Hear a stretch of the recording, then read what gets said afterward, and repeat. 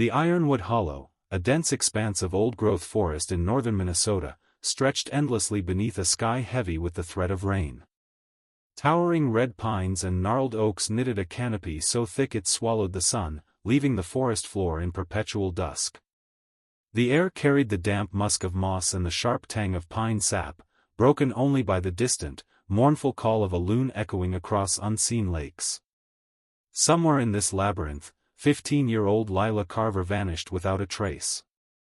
Lila was no stranger to the wilderness.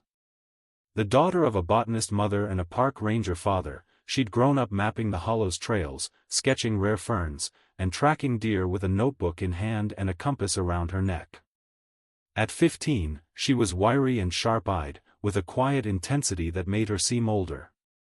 Her classmates called her Fern for her obsession with plants, a nickname she wore with pride. That summer, she'd begged to join a week-long ecological survey led by Dr. Elias Holt, a gruff ecologist studying the hollow's endangered orchids. Her parents, Ellen and Tom Carver, hesitated but relented. Lila's knowledge of the forest rivaled that of seasoned rangers, and Holt was a trusted colleague. On July 12, 2010, Lila and Holt set out from the ranger station at dawn, their packs laden with GPS trackers, soil kits, and Lila's prized field journal, its pages filled with meticulous drawings of ghost orchids and lady slippers. They were to check in via satellite phone at 6 p.m. each day, their route plotted along the hollow's eastern ridge, a rugged stretch of granite outcrops and boggy lowlands. The first day's check-in came as planned, Lila's voice crackling through the static, found a patch of Cypripedium reginae. "It's perfect out here." Ellen smiled at the excitement in her daughter's tone, though a knot of unease lingered. The hollow was vast, its trails deceptive, and its bogs could swallow a person whole. By 6:30 p.m. on July 13, the check-in never came. Ellen waited, staring at the silent satellite phone on the kitchen table. Tom, still in his ranger uniform, radioed the station, his voice steady but tight. "They're probably just delayed," he said, though his eyes betrayed doubt. By 8 p.m., with no word, the Carvers alerted the county sheriff. Within hours, Ironwood Hollow was alive with the buzz of search and rescue teams, their flashlights slicing through the twilight. The search began at first light on July 14, a chaotic symphony of barking dogs, droning helicopters, and volunteers shouting Lila's name. The hollow fought back. Its bogs sucked at boots, its underbrush snagged clothing, and its canopy muffled sound.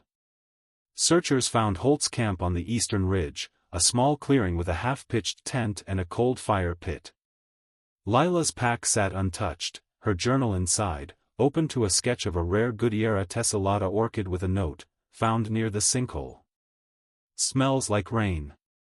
But the sinkhole, a deep, water-filled depression rumored to be bottomless, was empty, its edges slick with mud but no footprints.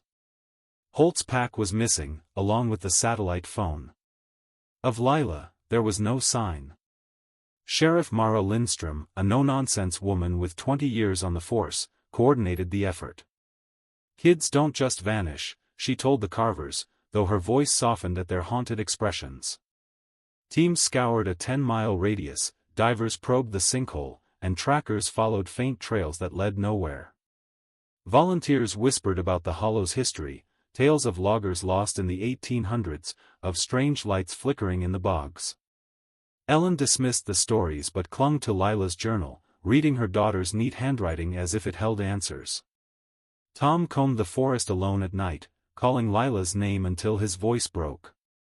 After 2 weeks, with no leads, the search scaled back. The sheriff's office cited limited resources and no evidence of foul play. The Carvers refused to stop. Ellen quit her job at the university, poring over maps and Lila's notes, while Tom took leave from the ranger service, his once steady hands trembling as he marked grids on a topographic chart. The hollow grew quiet again, its secrets buried beneath layers of pine needles and thyme. 5 years passed. The case became a ghost story told at campfires, the vanishing girl of Ironwood Hollow. Ellen, now gaunt and graying, maintained a blog with updates, though comments dwindled to spam. Tom retreated into silence, their marriage fraying under the weight of grief. The sheriff's office filed Lila's case as cold, the folder buried in a cabinet. Yet the hollow held onto its mystery, its bogs and ridges indifferent to the pain they concealed. In August 2015, a group of graduate students from the University of Minnesota, led by geologist Dr. Nora Patel, arrived to study the hollow's sinkholes. On their third day, while mapping a remote basin, a student named Caleb stumbled over a moss-covered object half buried in the mud. It was a battered satellite phone, its screen cracked but its serial number intact. Patel's team reported the find to the sheriff's office, unaware of its significance. When Sheriff Lindstrom ran the number, her heart sank. It matched Holt's missing phone. The discovery electrified Ellen. She drove to the station, clutching Lila's journal, demanding answers.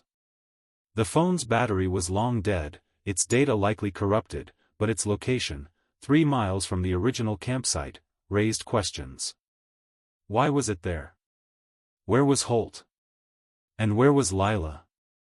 Lindstrom, now nearing retirement, handed the case to Ranger Ben Torres, a forensic tracker with a knack for reading landscapes like crime scenes.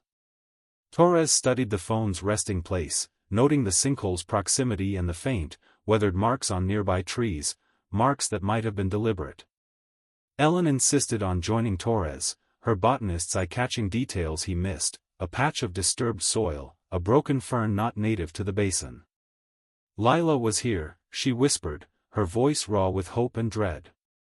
Torres nodded, his jaw tight. The phone answered one question: Holt had been in the basin, but raised darker ones. Had Lila and Holt separated?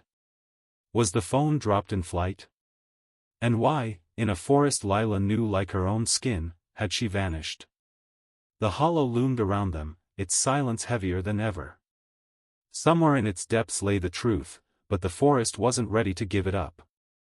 The ironwood hollow seemed to breathe as Ranger Ben Torres knelt beside the sinkhole where the satellite phone was found. The air was thick with the sour tang of bog water and the faint hum of insects, their wings glinting in the slivers of sunlight piercing the canopy. The phone, now sealed in an evidence bag, sat heavy in his pack, a relic from a case that had haunted the county for 5 years. At 38, Torres was known for his meticulous tracking, reading the land like a book. He'd solved cases others deemed hopeless, but the hollow tested even his resolve. Its terrain was a maze of roots and ridges, and its sinkholes, like the one before him, were treacherous, their depths uncharted.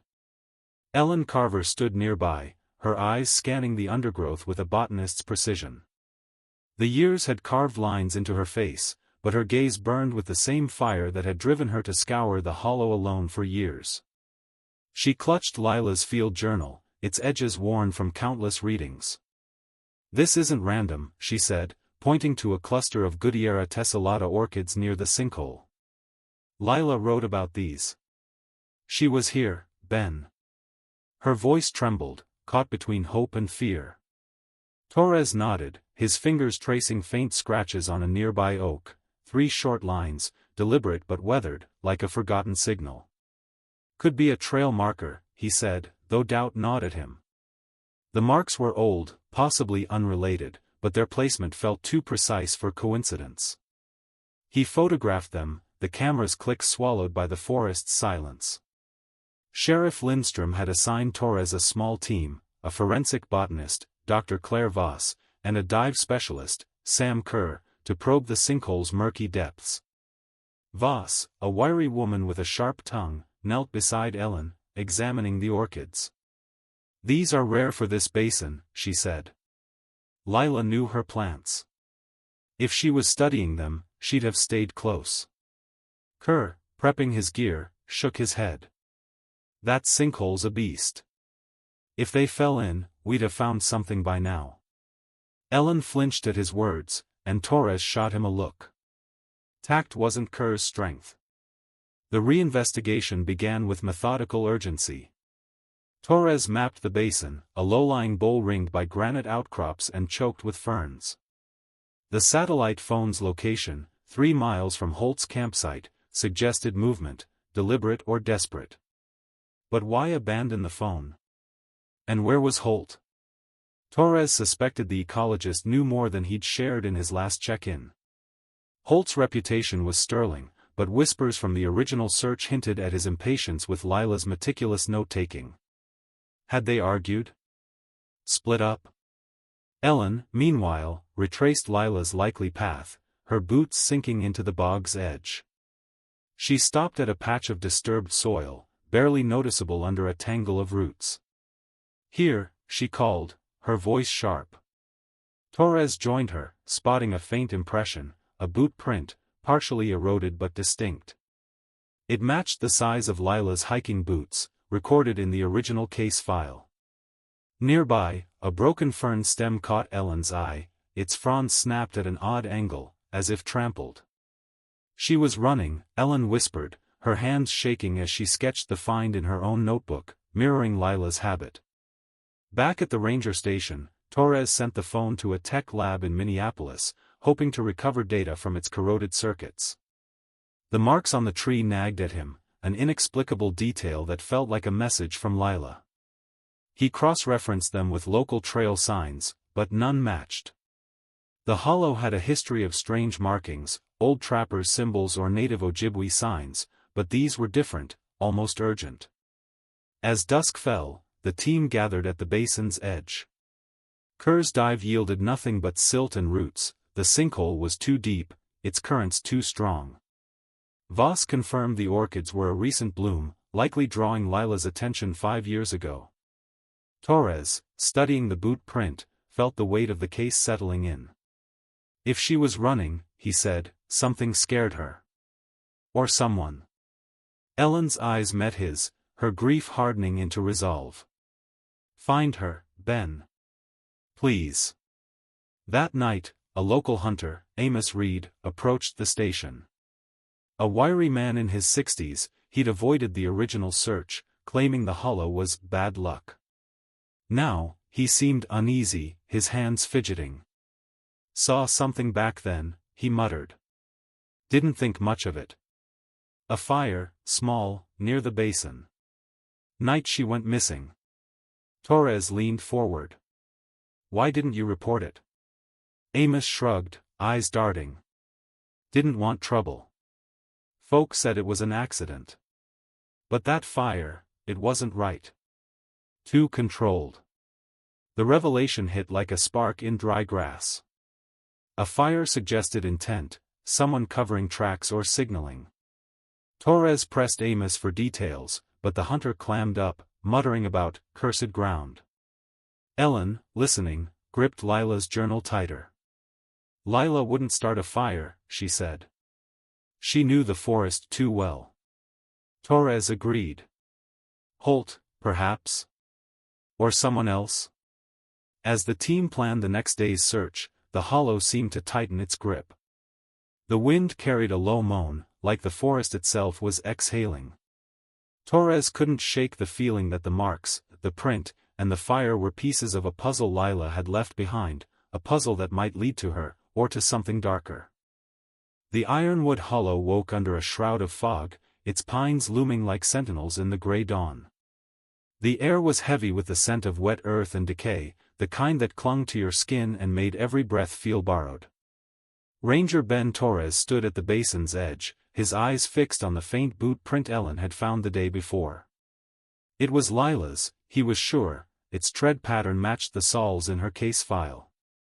But the print was alone, no others nearby, as if she'd been running through the bog unaccompanied. The thought chilled him. Lila knew the hollow's dangers, she wouldn't have bolted blindly unless something, or someone, had forced her to.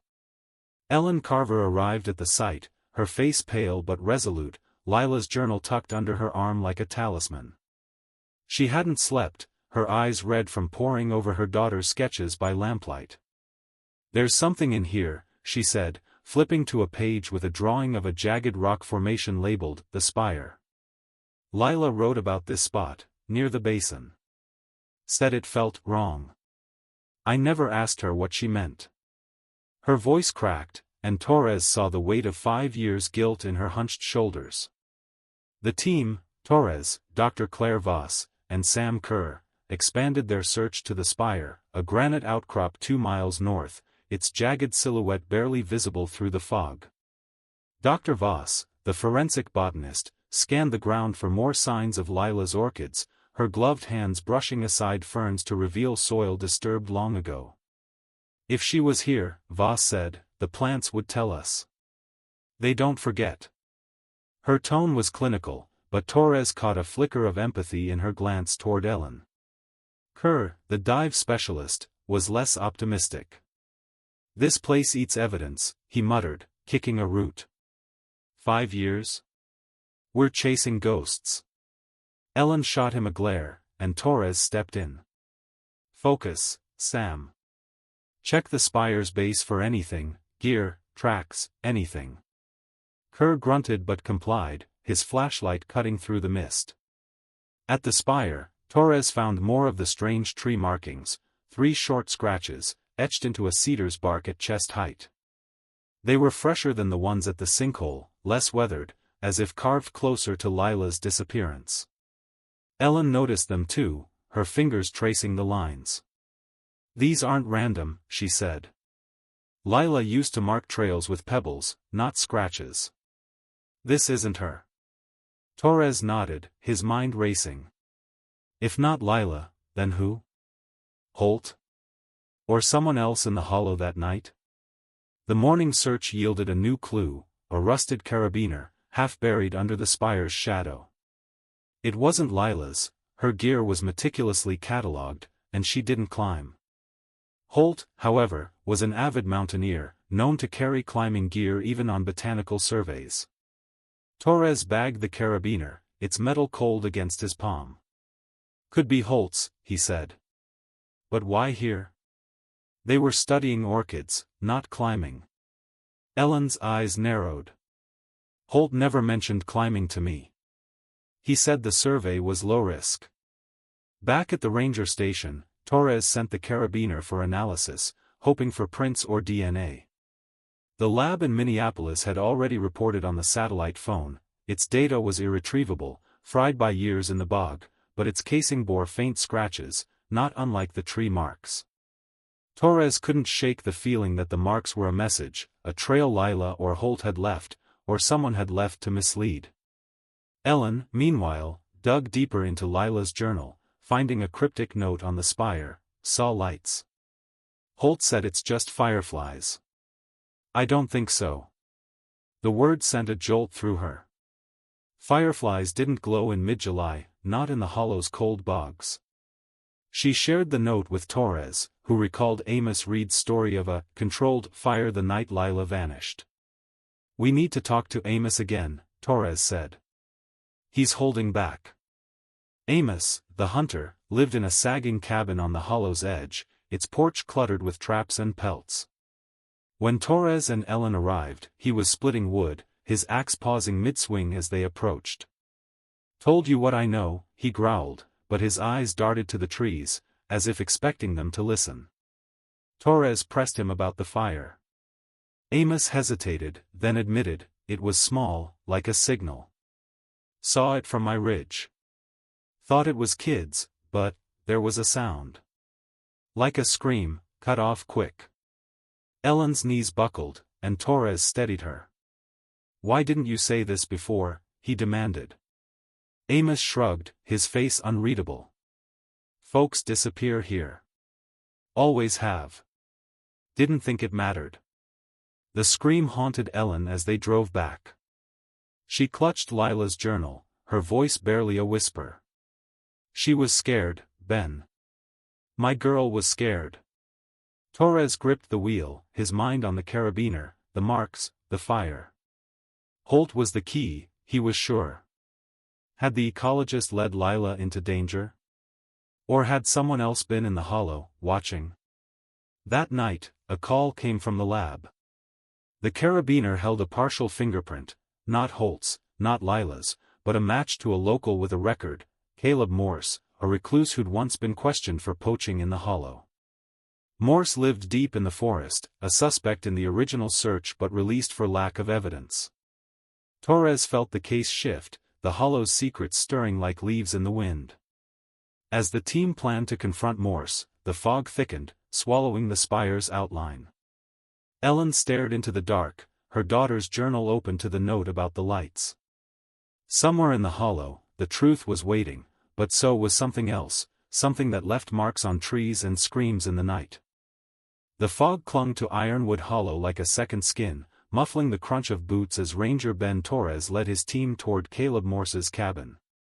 The air was sharp with the scent of pine and damp rot, and the forest seemed to watch, its silence heavier than the mist. Torres gripped his radio, his jaw tight.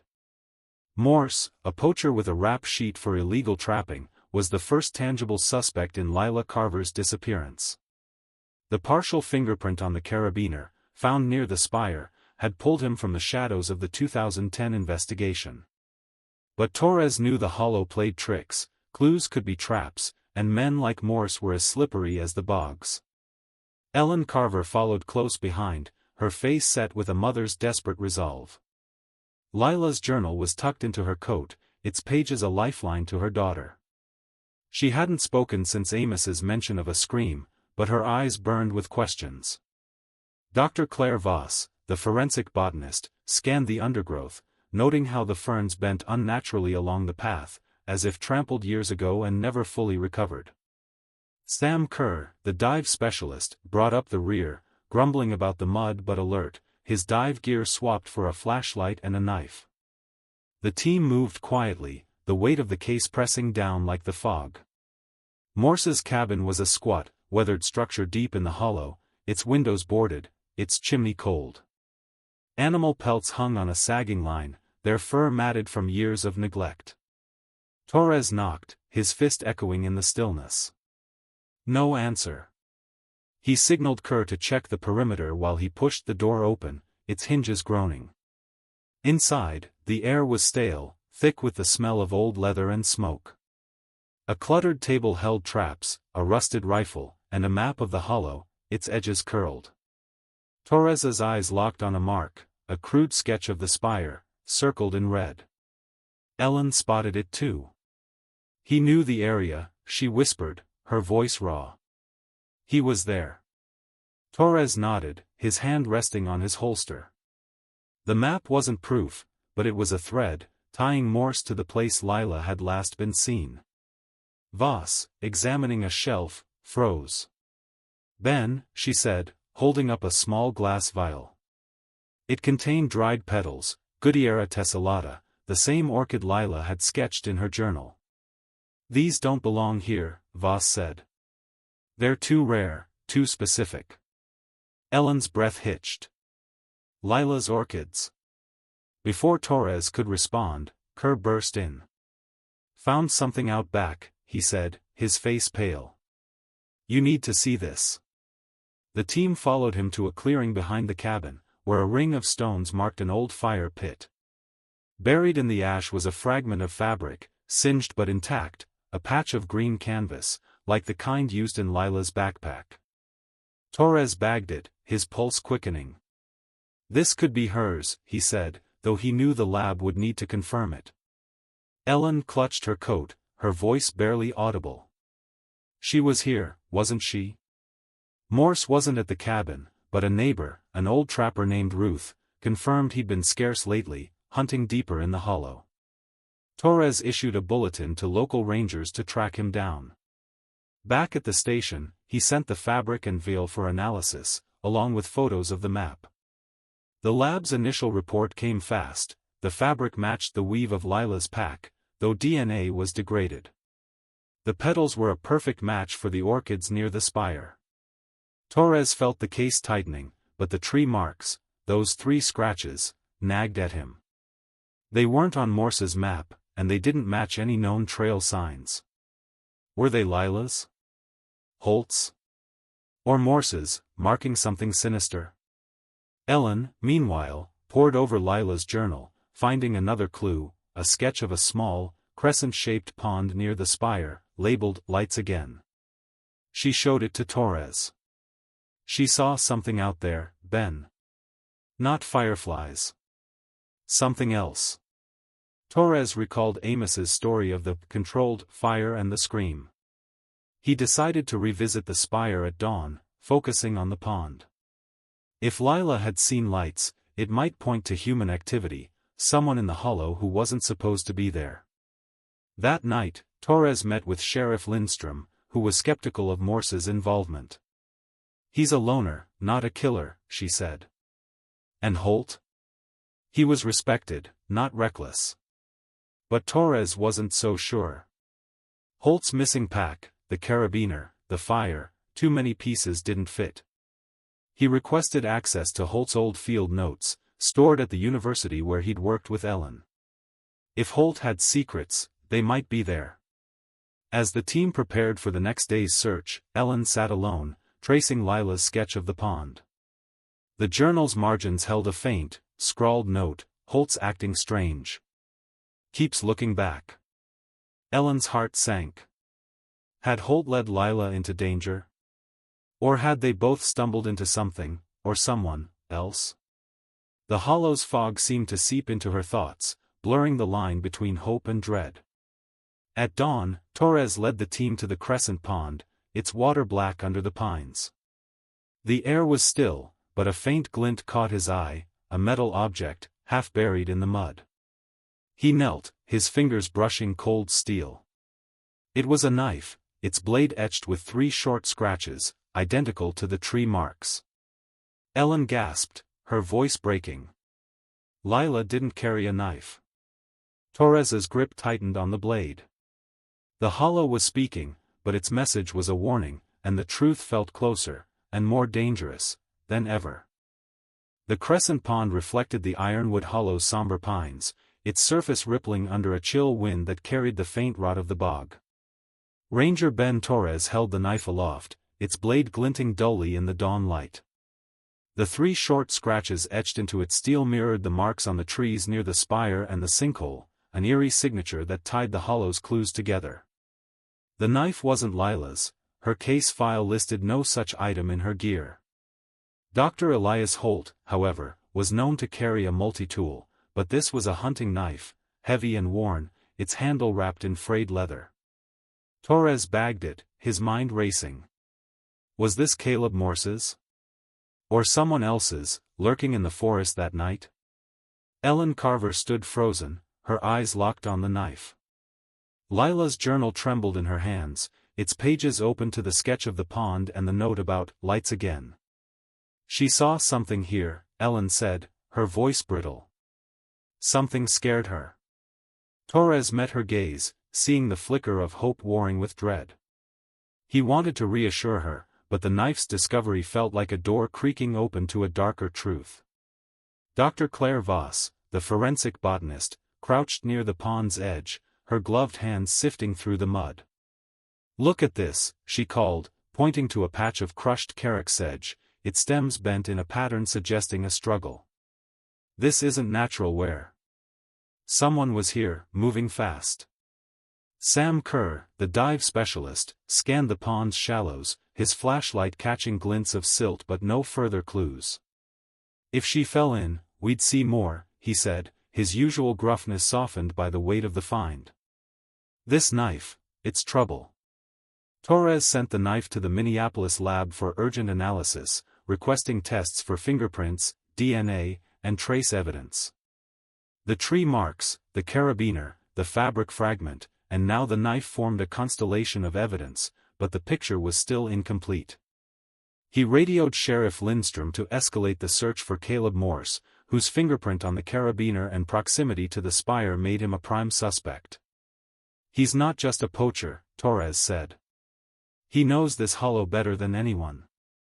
If he's hiding, we'll need more boots on the ground." Back at the ranger station, Torres pored over Holt's field notes, retrieved from the university archives. The ecologist's logs were meticulous, detailing orchid populations and soil samples, but one entry, dated the day before Lila's disappearance, stood out. "Lila insists on checking the pond. Says she saw lights. Likely fatigue. Need to keep her focused." The dismissive tone jarred Torres. Holt had been a mentor, but had he ignored a warning? Or worse, led Lila into danger? Ellen, meanwhile, fixated on the pond sketch in Lila's journal. The note about Holt acting strange gnawed at her. She recalled his impatience during their university days, his tendency to push boundaries for results. He was hiding something, she told Torres, her voice low. Lila sensed it. That's why she wrote this. She pointed to another faint note in the journal's margin, heard footsteps. Not ours. Torres's stomach tightened. Footsteps meant a third party, possibly Morse or someone yet unknown. The lab's preliminary report arrived that afternoon, deepening the mystery. The knife held no clear fingerprints, its handle too worn, but trace blood on the blade, degraded by time, tested positive for human DNA. The sample was too small for a definitive match, but it wasn't animal, ruling out Morse's poaching excuse. The scratches on the blade matched the tree marks exactly, suggesting intent. Someone was marking their way, Voss said, studying photos of the blade. Or leaving a trail for us to find. Torres decided to revisit Amos Reed, the hunter who'd mentioned the fire. Amos was splitting wood outside his cabin, his eyes narrowing as Torres and Ellen approached. I told you everything, he said, his axe pausing mid-air. Torres pressed him about the pond. Ever see lights there? Or anyone besides Lila and Holt? Amos hesitated, his gaze flickering to the forest. Once, he admitted. Same night as the fire. Thought it was a lantern, moving fast. Then it was gone. Ellen's breath caught. Why didn't you tell us? Amos shrugged, his voice gruff. Didn't want to get involved. Hollow's got its own rules. The team returned to the pond at dusk, guided by Lila's sketch. Torres noticed a faint trail, barely visible, leading from the pond to a rocky outcrop.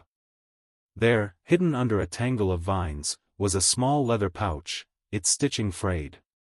Inside was a single orchid petal, Goodyeara tessellata, and a folded map, hand-drawn, with the spire and pond marked in Lila's precise handwriting. A new note was scrawled on the back, Holt says stay close. I don't trust him. Ellen clutched the pouch, tears streaming down her face. She was trying to tell us something, she whispered. Torres felt the hollow's weight pressing in, its secrets unraveling but still out of reach. The knife, the marks, the pouch, all pointed to a story Lila had tried to leave behind. But whose footsteps had she heard? And why had Holt dismissed her fears? As night fell, a ranger radioed in, Morse had been spotted near the hollow's northern ridge, armed and moving fast. Torres's pulse quickened. The hollow was closing in, its clues sharpening like the edge of a blade. But the truth, like the forest itself, was still shrouded in shadow. The northern ridge of Ironwood Hollow loomed under a moonless sky, its jagged pines clawing at the stars. The air was thick with the dank scent of moss and the faint metallic tang of approaching rain. Ranger Ben Torres moved swiftly through the underbrush, his flashlight cutting sharp beams across the trail. The report of Caleb Morse's sighting, armed and fleeing near the ridge, had electrified the team. If Morse was running, he was scared, and scared men made mistakes. But the hollow was no place for a chase, its bogs could swallow a man, and its shadows hid worse than roots. Ellen Carver insisted on joining, her face pale but fierce, Lila's journal now a constant weight in her pack. If he knows something about my daughter, I'm going, she said, her voice unyielding. Torres relented, knowing her botanists I might spot what is missed.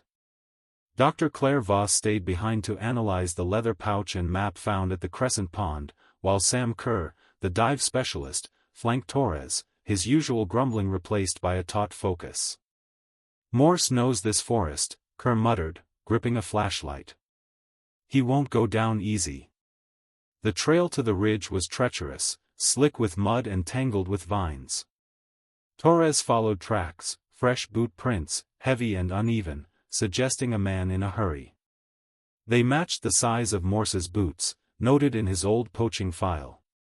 Every few yards, Torres spotted those eerie 3 scratches on tree trunks, their lines stark in the flashlight's glow. He's marking his path, Torres said, his breath visible in the cold. Or taunting us. Ellen's eyes flicked to the marks, her voice low. They're like the ones on the knife. It's him, isn't it? Halfway up the ridge, the tracks veered toward a narrow ravine, its walls steep and slick with moss. At its base, Torres found a discarded water canteen, its cap missing, the metal dented. A faint engraving caught his eye, CM, Caleb Morse. He bagged it, his pulse quickening. He's close, he whispered, signaling Kerr to fan out. Ellen scanned the ravine's edge, her flashlight catching a glint of something metallic, a snapped carabiner, identical to the one found near the spire. Another one, she said, her voice trembling. Holt's gear. Why does Morse have it? The question hung unanswered as a rustle broke the silence, a branch snapping in the dark. Torres drew his sidearm, motioning for Ellen to stay low. Kerr crept forward, his light sweeping the trees. Morse. Torres called, his voice echoing off the ravine walls. We just want to talk. Silence answered, then a low, guttural curse from the shadows. A figure bolted, tall, wary, a rifle slung across his back. Morse. The chase was chaos. Morse knew the hollow's twists, ducking under low branches and leaping roots with ease. Torres pursued, his boots slipping on wet stone, Kerr close behind. Ellen followed, her breath ragged but determined. The ridge sloped into a boggy clearing, where Morse stumbled, his rifle catching on a vine.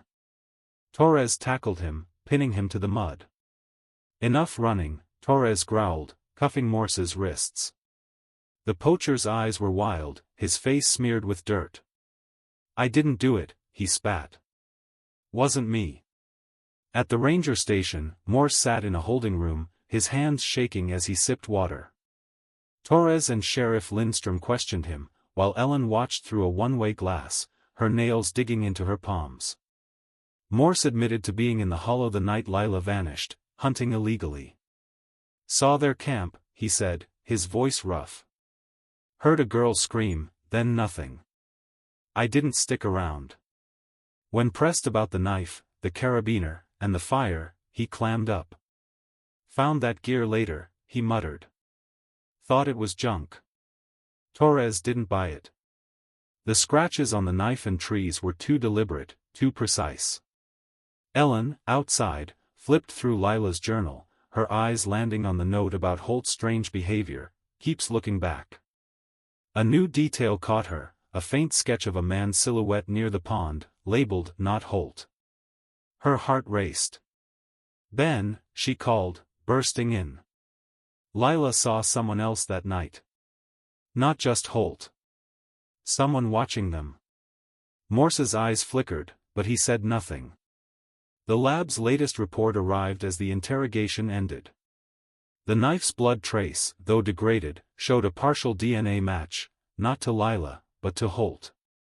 The revelation hit like a thunderclap. Had Morse attacked Holt? Or had Holt's blood ended up on the knife another way?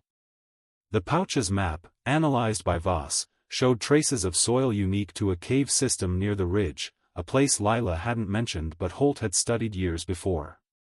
Torres planned a search of the caves at dawn, suspecting they held answers. But Morse's words echoed in his mind, wasn't me. If not Morse, then who? The hollow's secrets were unraveling, but each clue, Holt's blood, Lila's sketch, the cave soil, pointed to a truth more tangled than Torres had imagined. As rain began to fall, drumming on the station's roof, Ellen clutched the journal, her daughter's voice whispering through its pages. The caves were calling, but so was the shadow Lila had seen. The rain fell in sheets over Ironwood Hollow, turning the northern ridge into a slick maze of mud and roots. The air was sharp with the scent of wet stone and pine, the forest's pulse thrumming beneath the storm's roar. Ranger Ben Torres led his team toward the cave system, a network of limestone tunnels near the crescent pond, their entrances hidden by ferns and jagged rock. The lab's analysis of the pouch's soil, unique to these caves, had shifted the investigation's focus. Lila's map, with its precise markings, suggested she'd been near this place, and the trace of Holt's blood on the knife raised a grim possibility. The caves held the key to their fate. Ellen Carver trudged behind, her boots sinking into the mire, Lila's journal wrapped in plastic to shield it from the rain. Her face was gaunt, but her eyes burned with a mother's relentless hope. "She was here," she said, her voice nearly lost in the wind. "Her map points to these caves." Torres nodded, his flashlight sweeping the path. The 3 scratches on trees, mirrored on the knife, had appeared again near the cave entrance, faint but deliberate, like breadcrumbs leading into the dark. Dr. Claire Voss, the forensic botanist, carried a portable spectrometer to analyze any plant traces in the caves, her usual sharpness tempered by the hollow's oppressive weight. Sam Kerr, the dive specialist, was equipped for tight spaces, his pack loaded with climbing ropes and a headlamp. "Caves and water don't mix," he muttered, eyeing the rain-soaked ground. "If there's a flood, we're done." Torres ignored the warning, his focus on the entrance, a narrow gash in the rock, barely wide enough for a person. Inside, the cave was a labyrinth of damp walls and echoing drips, the air cold and heavy with the smell of minerals. Torres's light caught glints of quartz embedded in the limestone, but also something else, a faded scrap of green canvas, snagged on a stalactite. Ellen gasped, recognizing the fabric from Lila's backpack. "That's hers," she whispered, her hands trembling as she reached for it. Torres bagged it, noting its frayed edges and a faint stain, possibly blood, too old to tell without testing. Deeper in, Voss spotted traces of Goodyeara tessellata pollen on the cave floor, an anomaly in the dark where no orchids grew. "Lila was studying these," Voss said, her voice echoing. "She must have carried the pollen in on her clothes." The find confirmed Lila's presence, but the cave's silence was unnerving. No footprints, no gear, only the scrap and the pollen, as if the hollow had swallowed the rest. At a fork in the tunnel, Torres found another set of scratches, 3 lines, carved into the wall with a blade. "Same as the trees," he said, his gut tightening. "Someone wanted us to follow." Ellen's flashlight lingered on the marks, her voice barely audible. "Or they wanted Lila to." The thought hung heavy, were the marks a guide or a trap? Kerr's rope work led them to a wider chamber, its floor sloping toward a pool of black water. There, half buried in silt, was a rusted multi-tool, its handle engraved with E.H. Elias Holt. Torres's pulse quickened. The tool was Holt's, but its blade was bent, as if used to pry something open. Nearby, a pile of rocks looked unnaturally arranged, like a cairn. Ellen knelt, her hands shaking as she moved a stone, revealing a small, leather-bound notebook, waterlogged but intact. It wasn't Lila's, it was Holt's, its pages filled with cryptic notes. Lila saw the lights. Must keep her away. Too dangerous. Ellen's breath caught, tears mixing with the cave's damp. "He knew something," she said, her voice breaking. "He was hiding it from her." Torres flipped through the notebook, finding a sketch of the cave system with a circle chamber labeled Source. No explanation, just a warning, don't trust M. Morse? Or someone else? The chamber grew colder as they searched, the pool's edge slick with algae. Kerr probed its depths with a pole, his face grim. "Too deep to dive without gear," he said. "But something's down there." Torres marked the spot for a specialized dive team, his mind on Holt's notebook. The source could be the lights Lila saw, but what were they? Poachers? Smugglers? Or something the hollow itself guarded? As they exited the cave, a ranger radioed. Caleb Morse had slipped custody, vanishing into the hollow after a scuffle at the station. Torres cursed, the rain masking any chance of tracking him now. Ellen clutched Holt's notebook, her daughter's journal pressed against it. "Lila was onto something," she said. Holt tried to stop her, and someone stopped them both. Torres nodded, the scratches on the cave wall burning in his memory. The hollow was yielding its secrets, but each one pointed to a deeper darkness, a truth that might cost more than answers. The rain had stopped, but Ironwood Hollow remained cloaked in a damp chill, its pines whispering as the wind carved through the canopy. Ranger Ben Torres stood at the edge of the cave's deep pool, where the specialized dive team prepared their gear under the flicker of portable floodlights. The air was thick with the mineral tang of limestone and the faint, sour rot of the underground. The discovery of Holt's notebook, with its cryptic warnings and the circled source, had brought them back to this chamber, the heart of the hollow's mystery.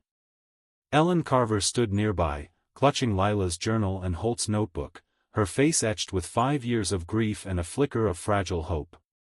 The truth about her daughter's fate was close, she could feel it, but the hollow's silence mocked her. Dr. Claire Voss, the forensic botanist, catalogued samples from the cave floor, her spectrometer humming as it detected more Goodyeria tessellata pollen, a ghostly trace of Lila's presence. Sam Kerr, now assisting the dive team, checked oxygen tanks, his usual bravado muted by the cave's oppressive weight. "If they're down there," he said, nodding at the pool, "we'll find them." Torres didn't respond, his eyes on the water, where Holt's multi-tool and the cairn of rocks had been found. The 3 scratches, on trees, the knife, the cave walls, haunted him, a signature that tied every clue together but refused to explain itself. The dive team, led by a forensic diver named Riley, descended into the pool's black depths. Minutes stretched into eternity, the only sound the drip of water and Ellen's shallow breaths. Finally, Riley surfaced, her face grim. "We found remains," she said, her voice echoing. 2 sets, human. 1 adult, 1 juvenile. And, something else. She held up a sealed bag containing a small, metallic cylinder, rusted but intact, etched with the same 3 scratches. Torres's stomach twisted. "What is it?" Riley shook her head. "Not sure. Looks like a data logger, old, maybe scientific." Back at the ranger station, the remains were sent for analysis, but the preliminary findings were clear: the adult was likely Holt, the juvenile Lila, based on bone size and fragments of clothing matching their gear. The lab confirmed Holt's DNA on the knife's blood trace, but the cylinder was the real puzzle. A tech team cracked it open, revealing a microchip with corrupted data, readings of electromagnetic activity, dated July 13, 2010, the night Lila vanished. The source, in Holt's notebook, Torres realized, wasn't a place, it was this device, buried in the cave, tracking something in the hollow. Ellen demanded answers, her voice raw.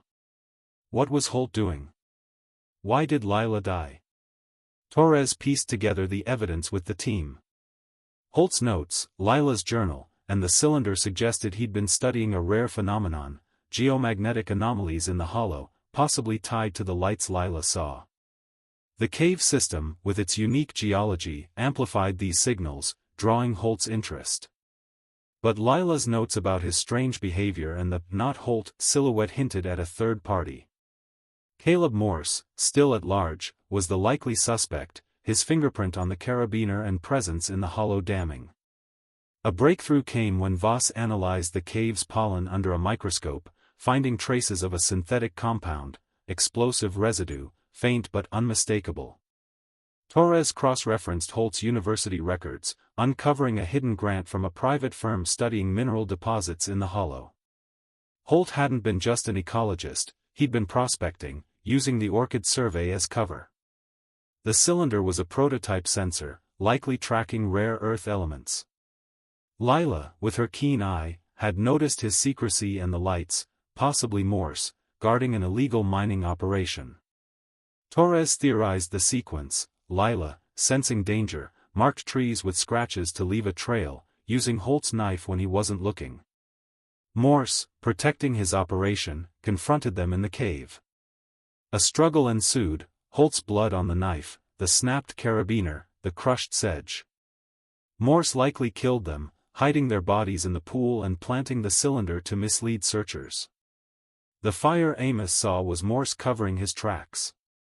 But the scratches, Lila's desperate message, survived the hollow's erasure. A week later, Morse was found hiding in a neighboring county, his rifle matching the canvas fragment's burn marks. He confessed to poaching but denied murder, claiming he'd only stolen Holt's gear after finding the camp abandoned. His story crumbled under the weight of evidence: the carabiner, the knife, the residue.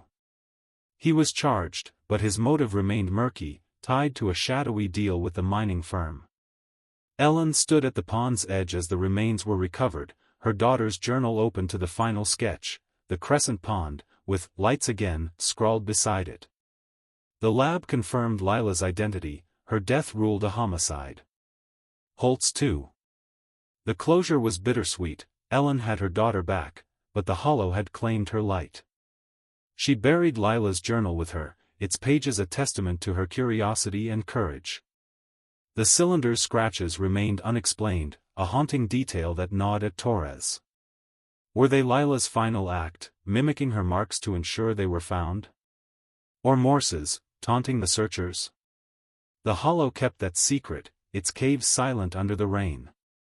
As Ellen walked away from the pond, the forest seemed to exhale, its shadows folding back into themselves, waiting for the next soul to wander too far. The ironwood hollow stood silent under a late autumn sky, its pines casting long, jagged shadows across the boggy earth. The air was crisp, laced with the faint sweetness of decaying leaves and the sharp bite of frost creeping in from the north.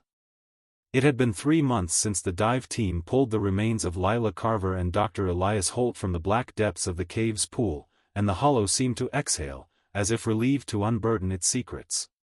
Yet, for those touched by the mystery, the forest's silence was not peace, it was a lingering question, etched in 3 scratches that no one could fully explain. Ellen Carver stood at the edge of the crescent pond, where the final pieces of her daughter's fate had been found.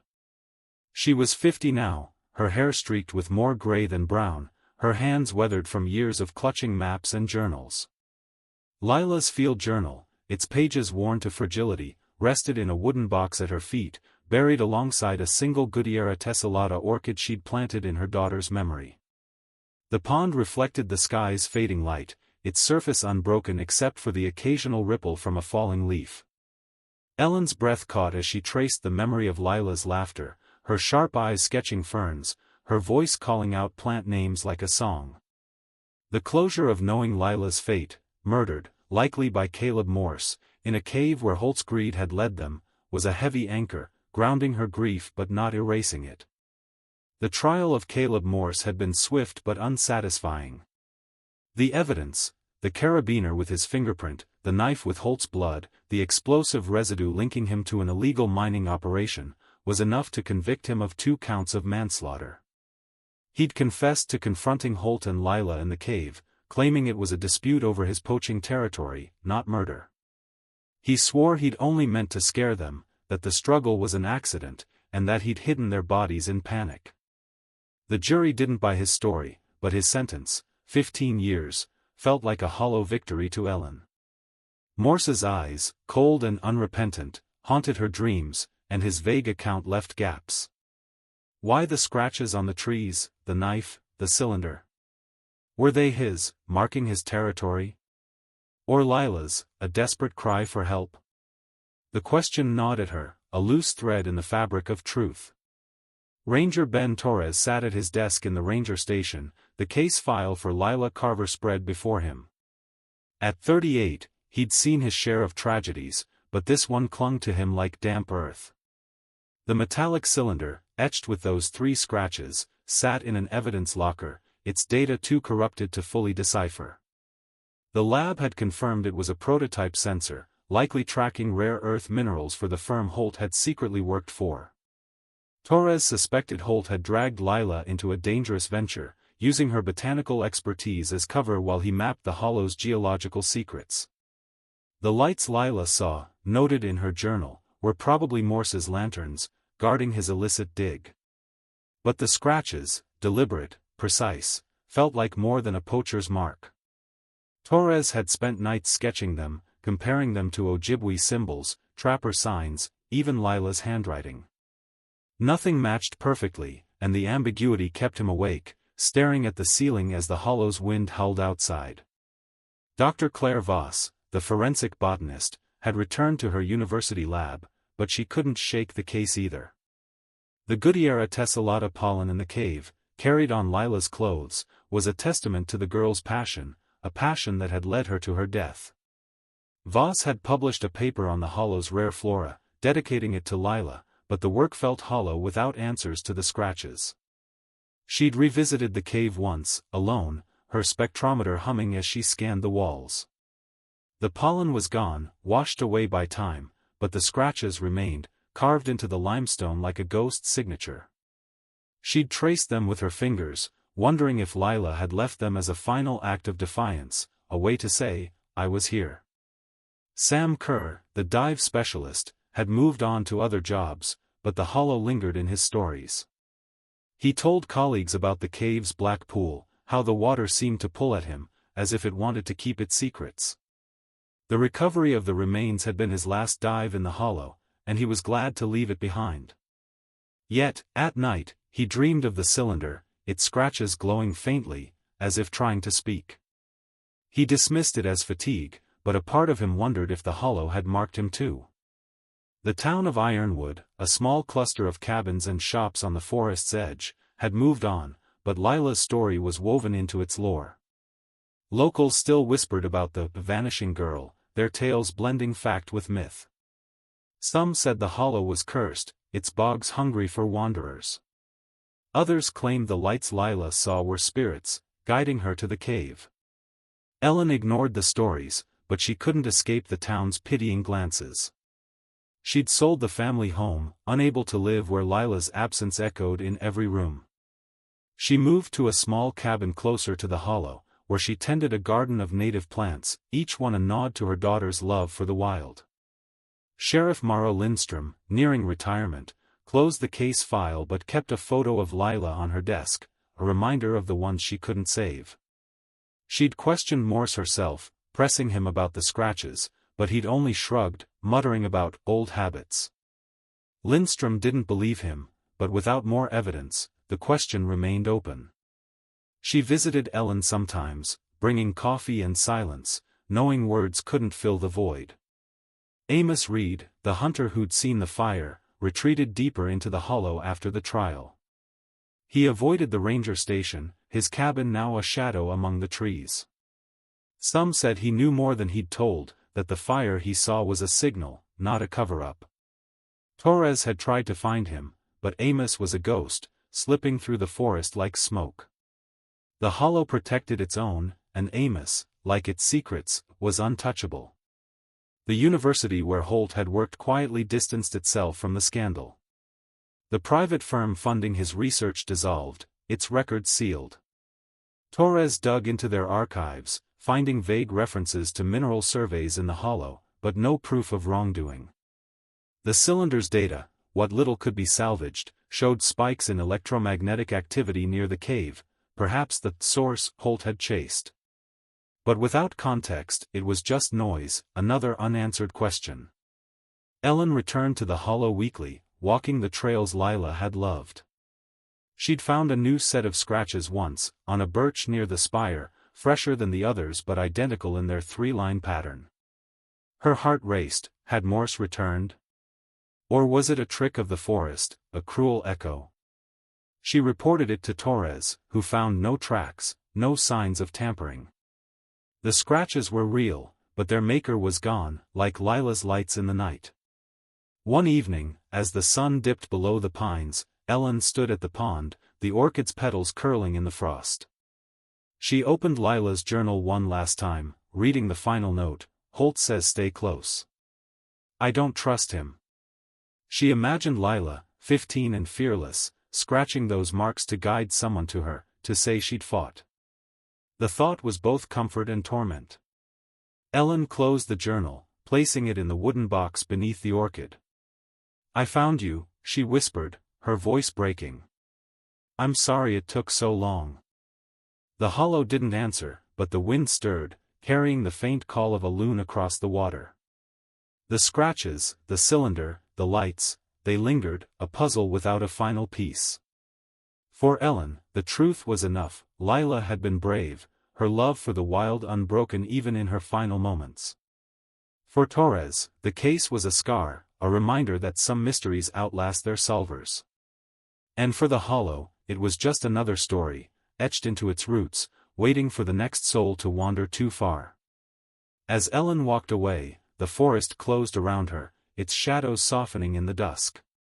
The Ironwood Hollow kept its secrets, but it had given her Lila back, in pieces, in memory, in the faint scratches that whispered her daughter's name.